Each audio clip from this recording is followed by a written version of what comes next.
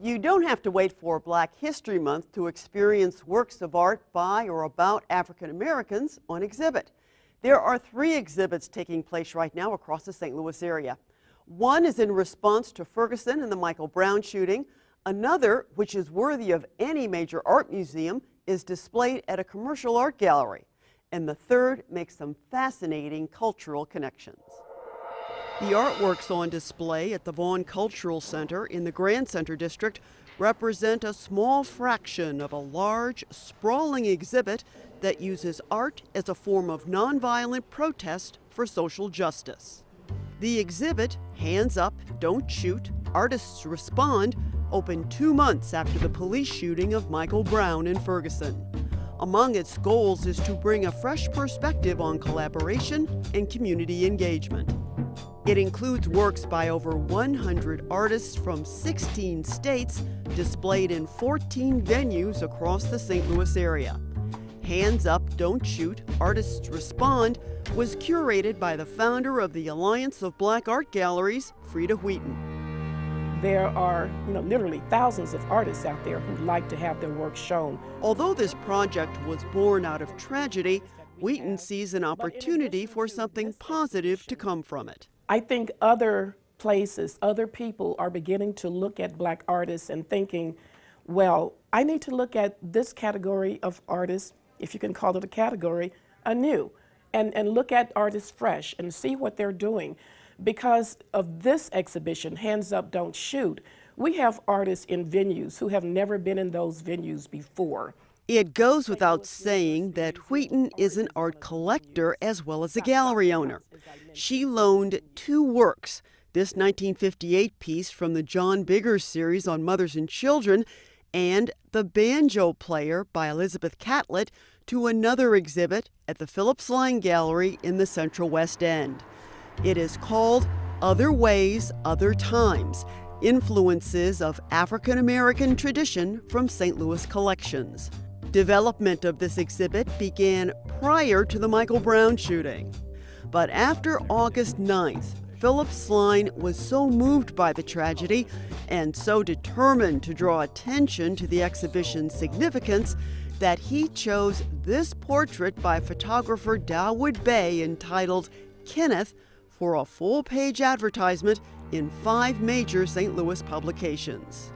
We think that this image of Kenneth is so compelling and is so powerful, and we have been aware of the disenfranchisement of Black youth in the community, and we really want to put this image forward because we feel that it's so powerful. Dawood has been photographing young African American men for some time, and I think what he's trying to do is exactly what you see in this image, is that we need to have empathy and we need to understand that these young kids are our future and that they really, really matter. A big crowd pleaser in Other Ways, Other Times has been this striking portrait by New York-based painter Kehinde Wiley. The guests to the gallery, they've seen his work on television and online and in magazines, but they've not seen one in person. They don't see the scale of his work. And this piece is based after a Titian. He takes contemporary people, he finds people on the streets and in his travels that he thinks are very interesting. He photographs them and he places them in the same position of famous masterworks. In this case, it's Titian's Mary Magdalene. This show has been so popular, but this particular piece by Ellen Gallagher that is comprised of all of these pieces has been one of the most popular pieces in the exhibition. This is Ellen Gallagher's riff on hair products, on black hair products, and they're vintage ads that she has modified into this tour de force collection of creativity.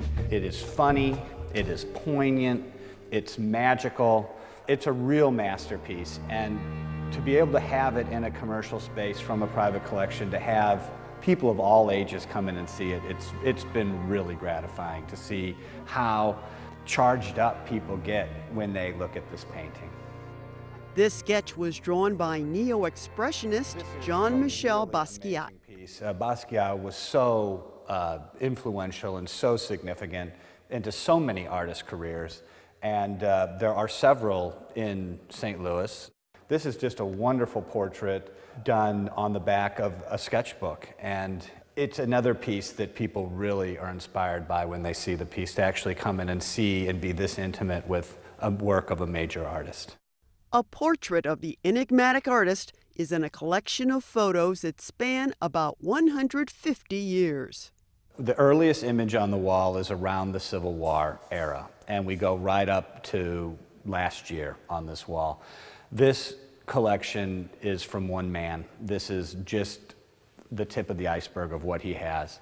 He's been invited to exhibit this at Harvard. It has never been seen publicly before. The youngest artist in the show, and it's a local artist named Adrian Walker, and this is the only work in the exhibition that was done post Ferguson, and we have local hero Dick Gregory and Dr. Cornel West juxtaposed with new faces, new leadership in the civil rights movement in St. Louis.